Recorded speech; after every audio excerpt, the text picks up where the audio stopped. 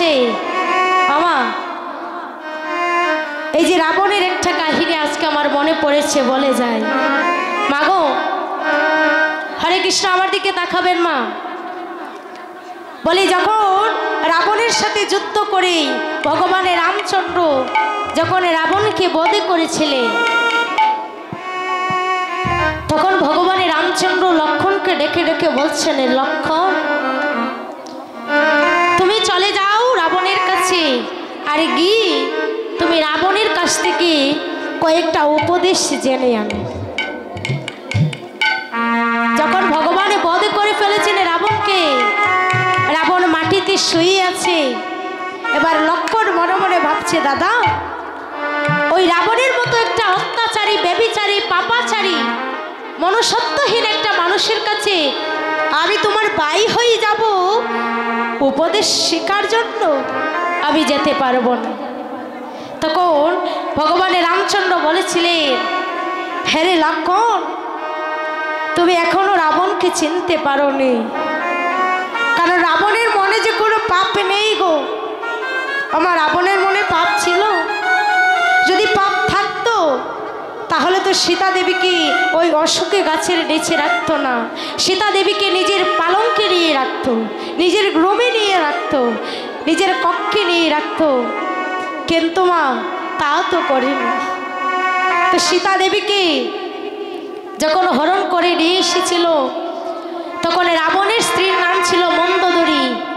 আর ওই মন্দোদরী বলেছিল প্রভু যাকে তুমি নিয়ে এসেছো তাড়াতাড়ি তাকে ফিরিয়ে দাও, কারণ যে সীতাকে নিয়ে এসেছো সেই সীতা তো সীতা নয়, সে হচ্ছে তোমার জন্য মৃত্যুর দূত। তখন রাবণ বলেছিল মন্দোদরীকে যে মন্দোদরী এই জগতে সবাই জানে যে আমি সীতাকে হরণ করেছি, কিন্তু মন্দোদরী আমি যাকে হরণ করেছি আমি শুধু একটা কথাই জানি, আমি যাকে হরণ করেছি সে সীতা দেবী নয়, আমি যাকে হরণ করেছি সে ওই রামের বউ নয়, আমি যাকে হরণ করেছি সে হচ্ছে আমার শেষের দিনের কান্ডারি। আজ যখন রাবণ মাটিতে শুয়ে আছে ভগবানের লক্ষ্মণকে পাঠালেন যে তুমি গিয়ে রাবণের কাছ থেকে উপদেশ নিয়ে আসো।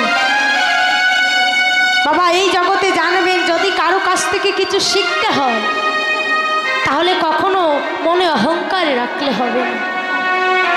যদি কারো কাছে শিখতে হয় তাহলে তোমার মন থেকে ওই মনের ময়লাটা পরিষ্কার করতে হবে।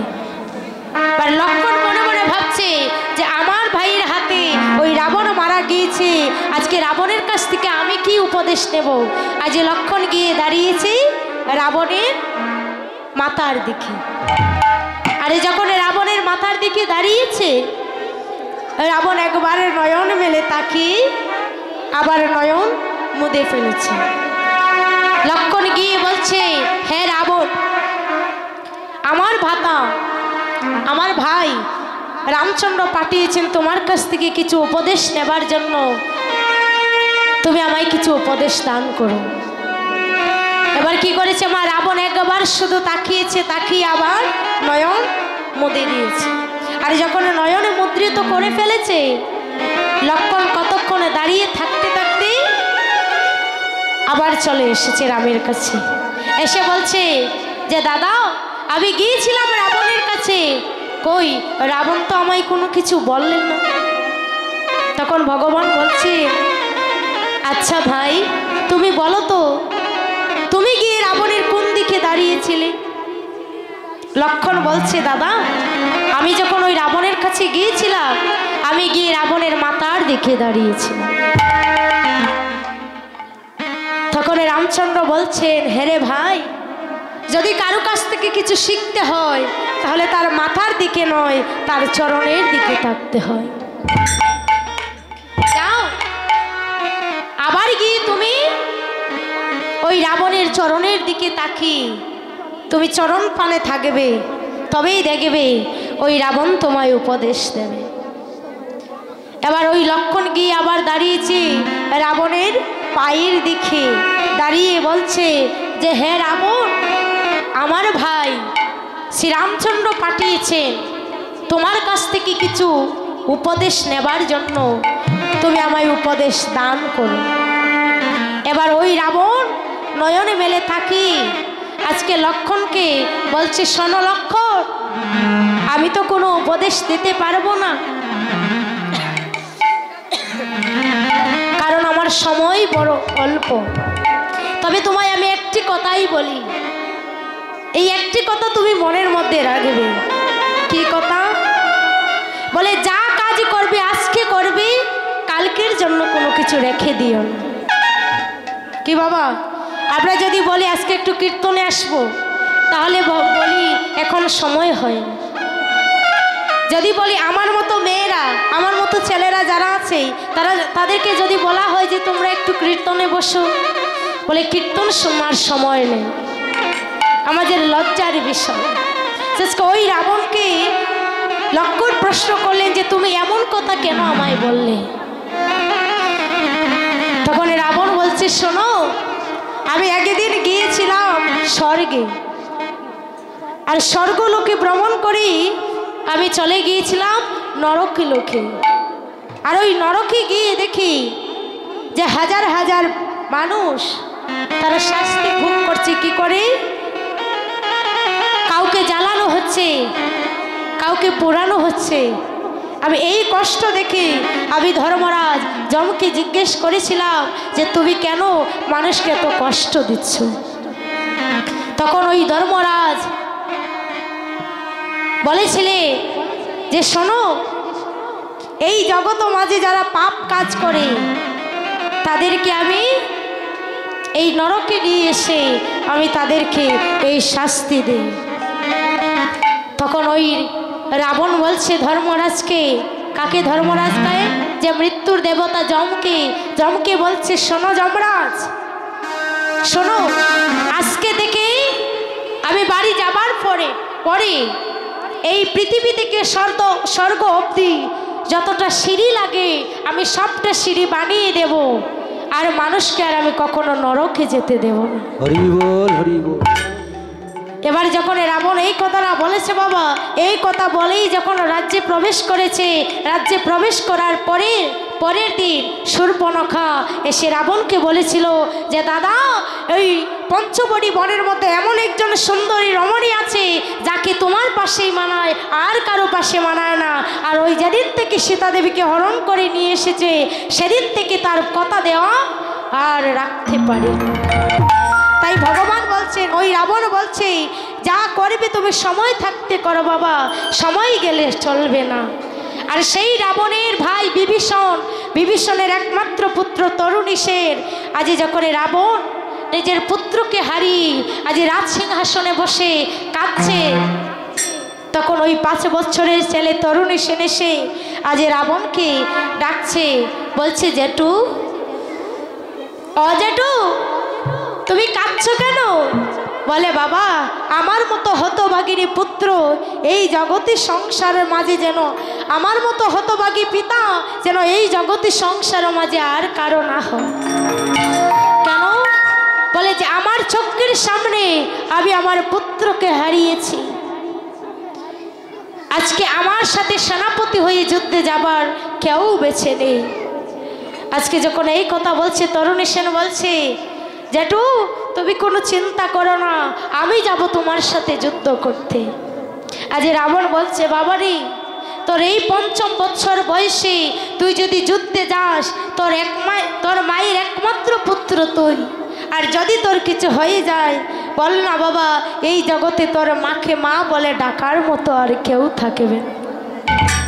তবে শোন, তোকে আমি যুদ্ধে নিয়ে যেতে পারি একটি শর্তে, যদি তোর মা তোকে আদেশ দেয়।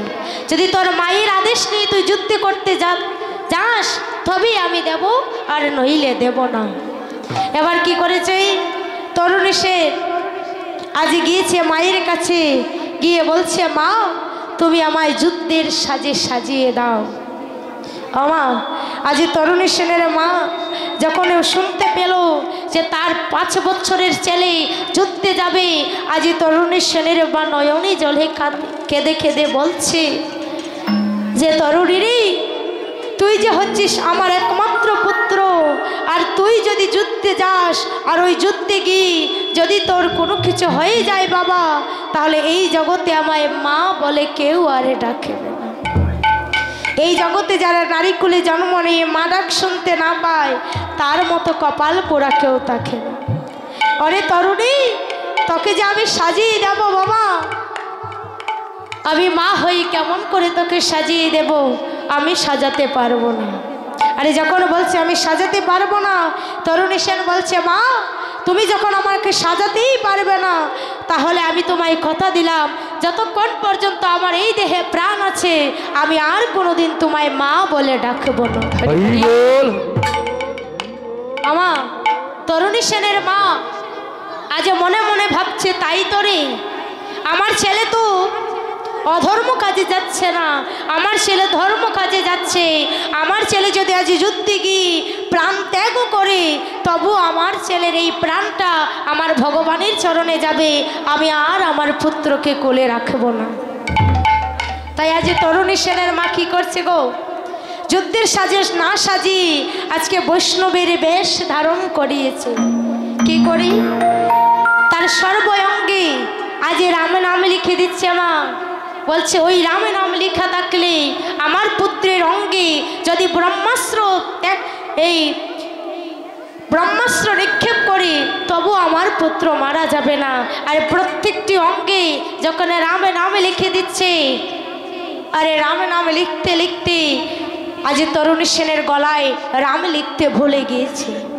আর যখনই রাম নাম লিখতে ভুলে গিয়েছে, আজ তরুণীকে সাজিয়ে আজ তরুণী সেনের মা আজ তরুণীকে ডেকে ডেকে বলছে বাবা রে, আমি যে তোকে সাজিয়ে দিয়েছি তুই তো জানিস না বাবা, যারা একবার ওই গোলকের হরিকে ভালোবাসে, যারা একবার ওই ভগবানকে ভালোবাসে, আর ভালোবেসে যারা একবার ঘরের বাহির হয়ে যায়, সে যে আর কখনো গৃহে ফিরে আসে না।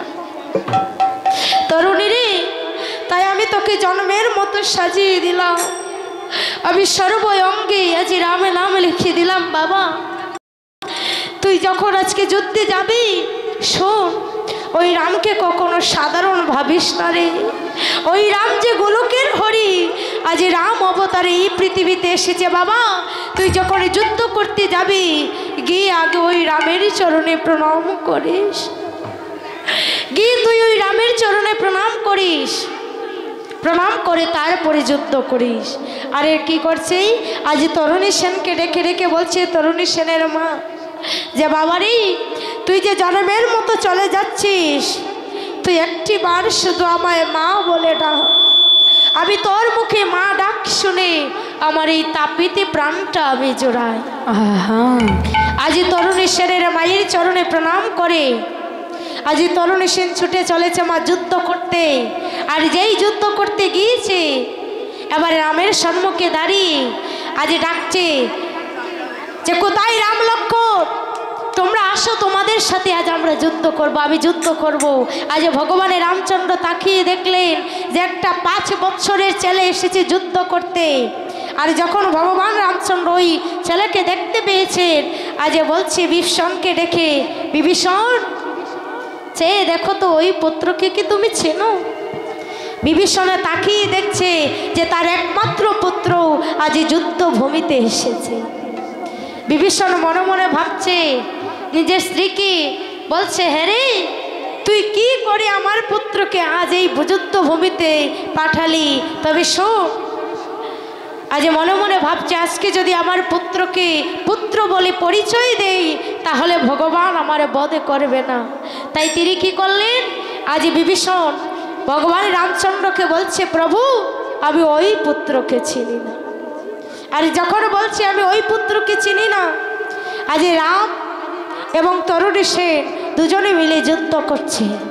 আর যখন যুদ্ধ করছে, ভগবানের রামচন্দ্র যে বাণ নিক্ষেপ করছে সেটা ফুলের মালা হয়ে আজ তরুণী সেনের গলায় গিয়ে পড়ছে। আর তরুণী সেন যে বাণ নিক্ষেপ করছে সেটা ফুল হয়ে ভগবানের চরণে গিয়ে পড়ছে।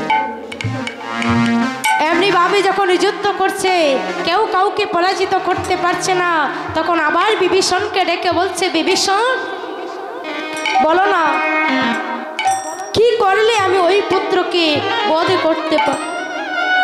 বাবা, যদি আপনাদের কাছে এসে কেউ বলে যে কি করলে আপনার সন্তানকে মারা যাবে, আপনারা বলবেন? বলবো না, কেউ বলবো না। কেন? বলে মায়ের এই যে মায়ার যে বন্ধনটা সেটা কেউ ছিঁড়তে চায় না। তাই আজকে বলছে, প্রভু যদি তুমি ওই পুত্রকে বধ করতে হয় তাহলে তুমি চেয়ে দেখো যে ওই পুত্রের কণ্ঠ দেশে রাম নাম লেখা নেই। তো তুমি যদি বধ করতে হয় ওই পুত্রের কণ্ঠ দেশে তুমি বৈষ্ণব বাণ নিক্ষেপ করো, আর ওই বৈষ্ণব বাণ নিক্ষেপ করলে ওই সন্তানের মৃত্যু। আর যেই বলেছে বৈষ্ণব বাণ নিক্ষেপ করো, সঙ্গে সঙ্গে আজ ভগবানের রামচন্দ্র আজ তরুণী সেনের কণ্ঠ দেশে আজ বৈষ্ণব বাণ নিক্ষেপ করেছে। আর সঙ্গে সঙ্গে ওই তরুণী সেনের গলাটা অর্ধেক হয়ে আজ ভূমিতে পড়ে লুটিয়ে হারাম জয় শ্রীরাম বলে। আর যখন ওই তরুণী সেনের মস্তকটা ধুলাই পড়ে আছে, আজ তরুণী সেনের বাবা বিভীষণ আজ নয়নে জলে কাঁদছে। আজ যখন নয়নে জলে কাঁদছে, ভগবানের রামচন্দ্র তাকিয়ে দেখলেন না যে তরুণী সেনের বাবা মানে ওই বিভীষণ যখন কাঁদছে, ভগবান প্রশ্ন করলেন, হ্যাঁ রে বিভীষণ, আমি এত এত মানুষকে এত রাক্ষস বধ করলাম, তুমি তো কখনো কাঁদনি, কিন্তু আজ কেন কাঁদছো? বিভীষণ বলছে, প্রভু যাকে তুমি বধ করেছ সে আর কেউ নয়, সে হচ্ছে আমার একমাত্র পুত্র তরুণী সেন। আর এই তরুণী সেনকে আজ আমি তোমার চরণে আমি দিয়ে দিলাম। প্রভু কখনো তুমি আমার পুত্রকে চরণে ছাড়া করো না। আর ওই তরুণী সেনকে ভগবান রামচন্দ্র তিনি আশীর্বাদ করলেন, হ্যাঁ রে তরুণী, তুই যেমন করে নিজের জীবন আমার চরণে দিয়ে দিলি, শোন যতবার আমি এই পৃথিবীতে আসব ততবার তুই আমার মরমী সখা হয়ে আসবে। মহাপ্রভু কি জয়। আর সেই তরুণী সে তারপরে ছিল সুবল সখা, আর কলিতে এসে হয়েছে আজ গৌরীদাস কীর্তনিয়া। আজ যখন মহাপ্রভু কেঁদে যে